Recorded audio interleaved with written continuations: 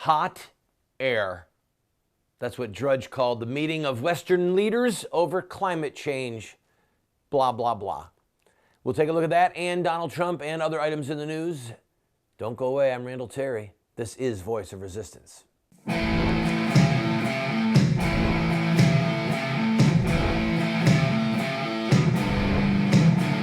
Those who forsake the law praise the wicked. Those who uphold the law resist them. Welcome to the Voice of Resistance. Here's your host, Randall Terry. I want to tell you about something that's outrageous, and someone needs to do something about it. 300,000 tons, if the story I read was correct, 300,000 tons of CO2 is being released into the atmosphere right now because of that meeting in Europe with the heads of state over climate change. I don't see them driving electric cars. I don't see their Secret Service and their bodyguards driving electric cars. Why don't they lead by example? If we're in such grave danger, then why don't they lead by example? And why don't they deal with China and India, who together are the world's two largest polluters, okay? Here's why I'm suspect. It used to be called global warming, but now it's just called climate change. Why? Because, well, at first it was getting warm. Now, wait a minute, now that it's getting cold, and then the ocean was rising, and now the ocean is decreasing, and we don't know what's going on. It's just, well, maybe it's just a cycle. Maybe it's just a natural cycle. If there is a problem in this world, and I say if, genuinely not knowing, because I read the same stories you do. There are people who say that this is good science, that there really is a danger to the climate, and other people say this is absolute bunk. It is bunk. So, saying for a second, let's just leave it as an open question. Well, we're big people. No one wants to destroy the environment, right? I mean, when I was a child, if we grew up near Lake Ontario, Lake Erie, one of the Great Lakes, and two of the Great Lakes, and there was so much mercury going into the lakes that they were telling people, don't eat the fish. If you're fishing, great, have fun, throw them back. Don't eat them because you might get mercury poisoning. So, intelligent people banded together and they stopped the pollutants from going into the Great Lakes that were causing such high levels of mercury in fish. We can figure this out, okay? But when I watch Obama, and put up that picture of these people. When I watch these people, these heads of state, almost to the man and the woman, they're all baby killers. They all believe in the brutal murder of unborn babies by abortion. They don't fear God. The Bible says those who hate him, hate wisdom or God, love death. Okay, these are death mongers. These are people that support the demonic practice, the demonic crime of ripping babies apart limb from limb and throwing their mutilated bodies into sewers, into garbage dumps, burning them in incinerators. So if there's a pollution going on in the world, it's the shedding of innocent blood. Literally tens of millions of babies being brutally murdered every year under the watchful eye of the very people that are in charge of this climate summit. So I'm suspect. If they don't have the wisdom to protect human life, then why would I trust their wisdom about protecting the planet when many of them believe that human beings are garbage that can be thrown away, or the human beings are the problem? There's too many human beings. They're Malthusians. The world can't sustain all these people. No, God said be fruitful and multiply. God said he's given us the land. He's given us every living thing for us to manage, to maintain. The earth is ours, okay, as a gift from our Maker. These people don't believe that.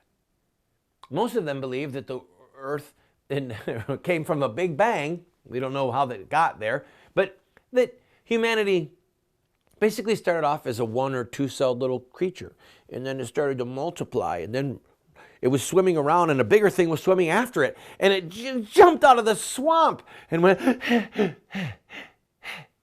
I can breathe.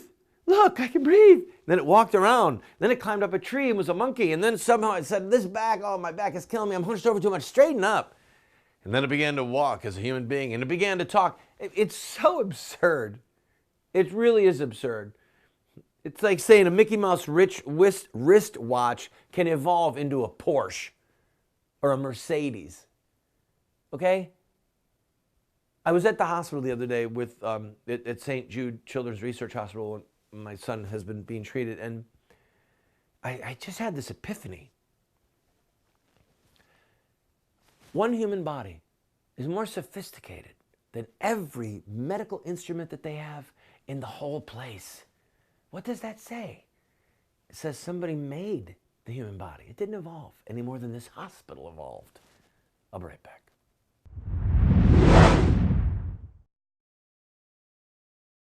Friend, we are in the middle of producing a 14-part epic television series called What Would Mohammed Do?, explaining Islam and ISIS to the West. I have a master's degree in international terrorism, and I have studied ancient Islamic texts for over a decade. And we are going to do a very paced and a very scholarly look at Muhammad's life and see the connection of his life to today's headlines. Well, we need your help on 3 levels. 1, we need help with some security measures. 2, we need help with some gear for the studio. And 3, we need help with some computers. I'm inviting you to go to the GoFundMe site that you see on the screen and watch the pilot for episode 1. You'll get a feel for what it's going to be, and I promise you, you're going to be excited. You'll be challenged, and you're going to want your friends to see it. And then after you've seen it, give what you can to help us with this project. Thank you.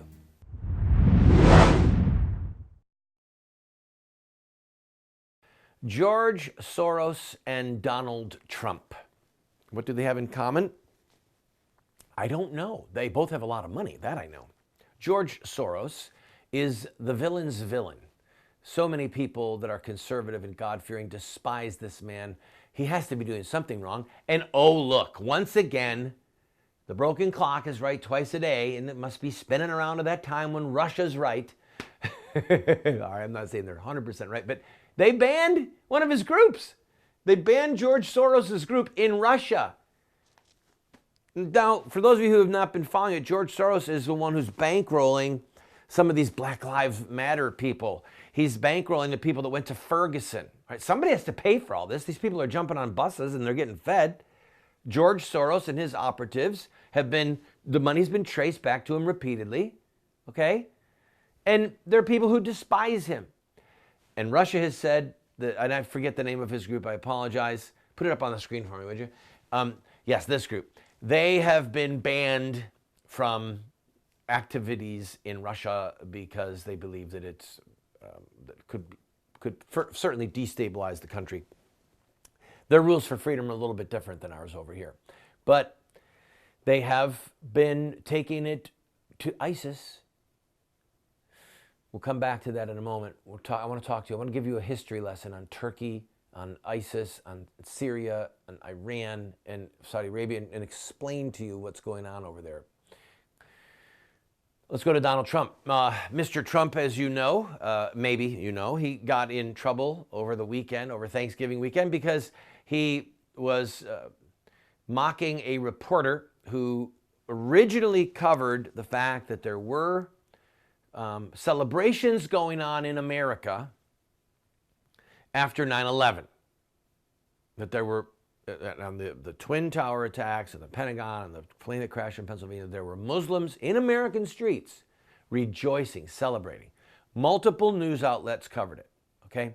So the first criticism against Trump was, he's making this up. We did a fact check and no one said that there was, oh yeah, actually the Washington Post did and a couple of newspapers in New Jersey did. They said, yes, in America, there were Muslims rejoicing over the Twin Towers. I saw footage when I was watching it in 9/11. So I know that it happened. Now, I don't remember if the footage I saw was foreign people rejoicing or domestic people. My impression at the time was that it was people on American soil rejoicing.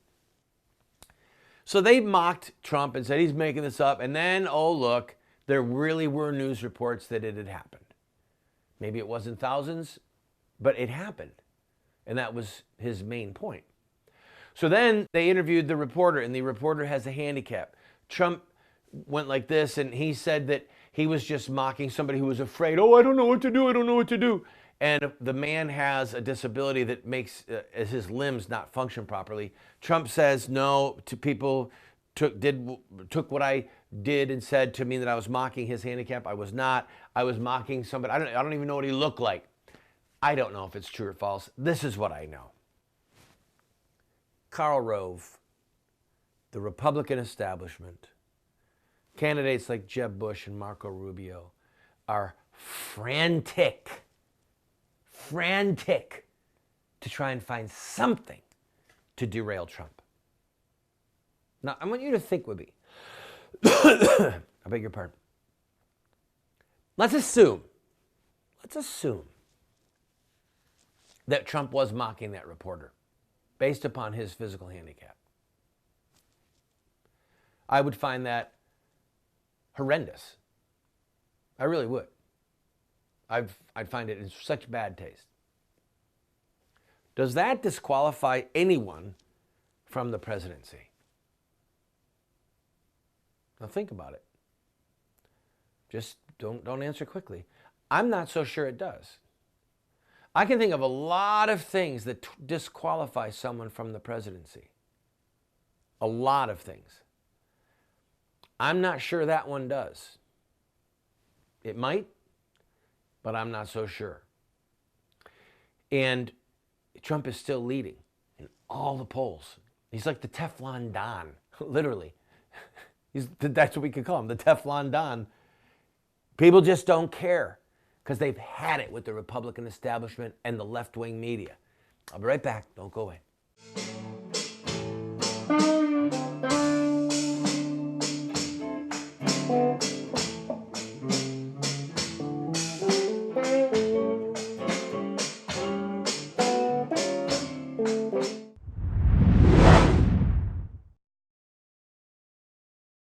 Supreme Court Justice Clarence Thomas referred to John Locke twice in his dissent in the Obergefell decision.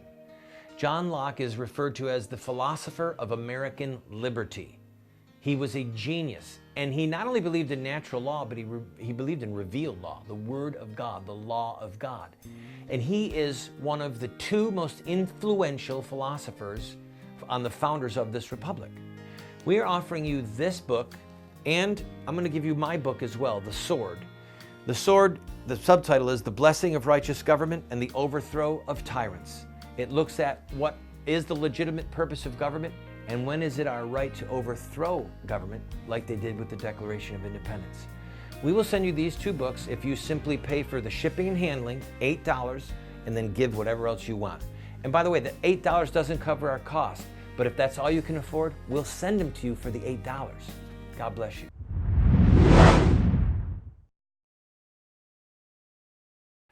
This man, Tayyip Erdogan, some people pronounce it Erdogan, but I believe that the appropriate spelling is Erdogan. Some people actually think that this man, I'm not making this up, is the Antichrist. I do not believe he's the Antichrist. I believe he is Antichrist. There's no doubt in my mind that this man is a villain. He is an evildoer. Now, we have some big problems. Not just the Russians. We have some big problems. As you know, the Turkish Air Force shot down a Russian fighter that was doing raids on either ISIS and or rebels trying to bring down Assad. This was a stab in the back.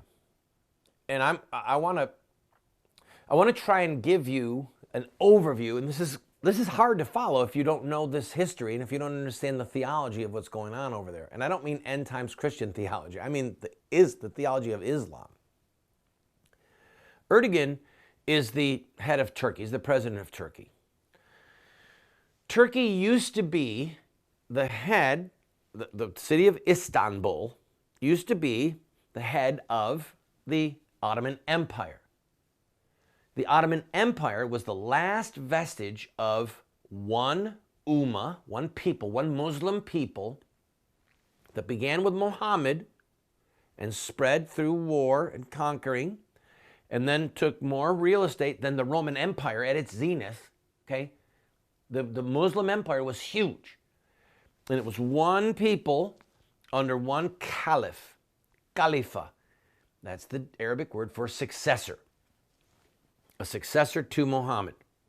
So the presidency is the office, and President George Washington was succeeded by President John Adams, who was succeeded by President Thomas Jefferson. Are you following me?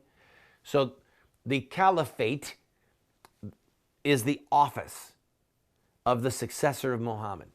And there was a successor for 1,300 years from Muhammad's death until the end of World War I, when the victorious Allies carved up the Ottoman Empire because they were siding with Germany. And then a man in Turkey named Ataturk, Kemal Ataturk, he abolished the caliphate. Okay? The Muslim Brotherhood was born 4 years later. 1924, Kemal Ataturk abolished the caliphate. That'd be like, for Roman Catholics, it'd be like similar. Oh, heaven help me, for God forgive me. Anytime I compare Christianity or Jesus to Islam or Muhammad, I have to say God forgive me, because there's no comparison.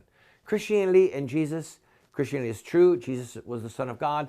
Islam is false. Muhammad was a false prophet. But there are corollaries. There are things that we can compare. So abolishing the caliphate would be like saying we're going to abolish the Pope, the office of the Pope, the Pope, the Bishop of Rome. It's inconceivable to the Roman Catholic world that there would be no Pope. And to devout Muslims, it's inconceivable that there would be no caliph. So 4 years after the caliph was abolished by Ataturk, what was born? The Muslim Brotherhood. With the goal, two-pronged goal, of reestablishing the caliphate and reestablishing one ummah, one people, one Muslim nation. That's it. They're very devout people. They believe in Islam. They believe in the sword of Muhammad, and they said, no, we can't have, Islam can't be without a caliph, and Islam can't be with all these different Muslim nations. There's only one nation and one caliph. So they set out to do that. And every major terrorist group, every major Sunni terrorist group, Muslim Sunni terrorist group in the world finds its roots in the Muslim Brotherhood. And they find their roots in Muhammad. Okay? So ISIS is a Sunni Muslim terrorist group committed to reestablishing the caliphate and one ummah, one people. That's the goal. And Erdogan is secretly sympathetic with that. He made a speech recently about Muslims joining arm in arm. I don't speak his language. I listened to the translation about them taking back Jerusalem from the hands of the Jews. Okay? This is a man who knows that there are people in Turkey that are buying ISIS oil on the black market, and he's letting it happen. All right? I'll be right back. Stay with me. This will all make sense, maybe, when I'm done.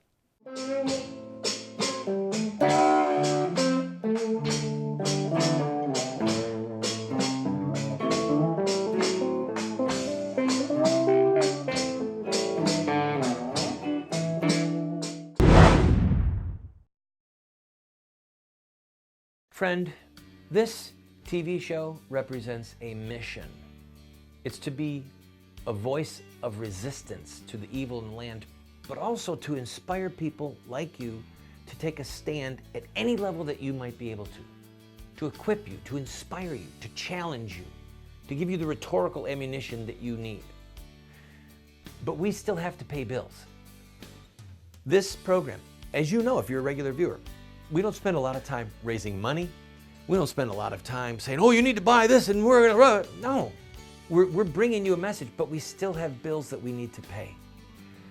I'm asking you, if you have been blessed by this show, to please go to our website or send a check to the address you see on the screen or call the phone number that you see on the screen and use your credit card, and to give $50 or $100 or $500 just to help us meet our normal expenses. And we'll keep bringing you this hard-hitting show.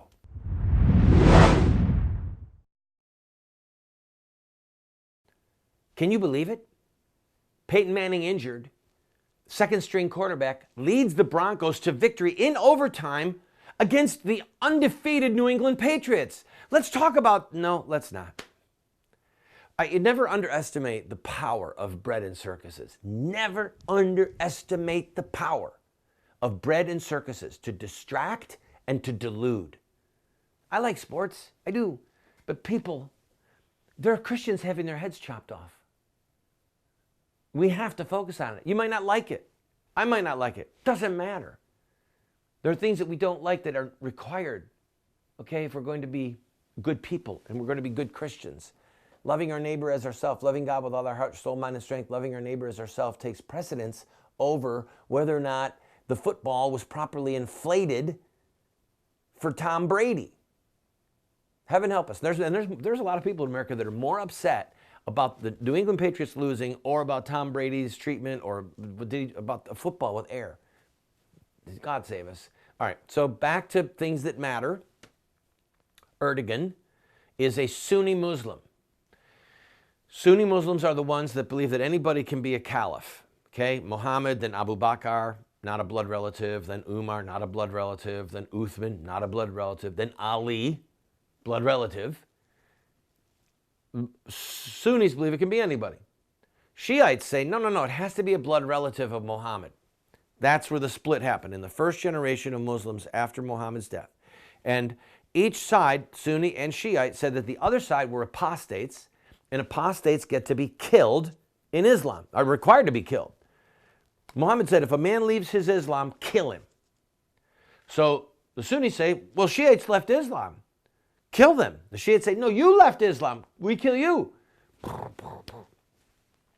ISIS is a Sunni group. And the Sunnis have carried the day for most, 90% of Muslims are Sunni, 85 or 90, and the minority, 10, 15% are Shiites.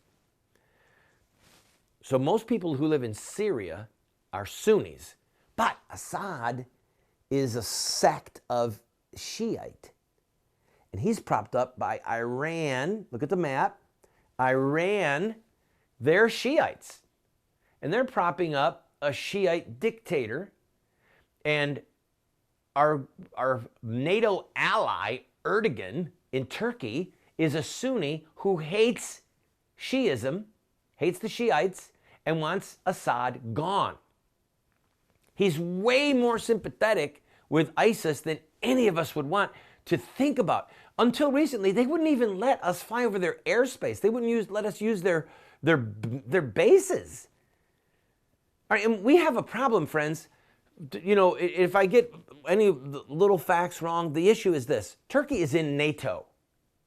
Let the full weight of that sink in on you. Turkey, a Muslim nation, the historic seat of one of the most oppressive, godless religions and military powers, Islam, that the world has ever known, maybe the worst, they're in NATO. And an attack on one member of NATO is considered an attack on all. I think we need to get Turkey out of NATO. Get him out. So Turkey shoots down a Russian jet because Russia is pummeling ISIS and pummeling the rebels that are trying to bring down Assad. Turkey would be happy to see Assad go and have a Sunni Muslim government there. And if Assad is brought down, we can bank on what happened in Libya happening in Syria. Most Muslims in Syria who are Sunnis are sympathetic with the idea of a caliph and one Muslim nation. Okay? So look what happened in Libya. That's what awaits if Assad is brought down. So Russia is doing what we should have done. And our foolish president is not doing what we should have done a long time ago. We knew that those trucks were carrying oil to Turkey. ISIS has a fleet of 300 trucks, oil tankers. They're just ferrying oil back and forth. We knew it. We knew where they were getting their money from oil. We knew where they were taking it, Turkey. And what did we do? Nothing. So we'll follow this. We'll see how this goes. But you have to understand, Russia wants to keep Assad in power, and it's probably in everyone's interest for him to stay in power for the time being, except for maybe some people in Syria.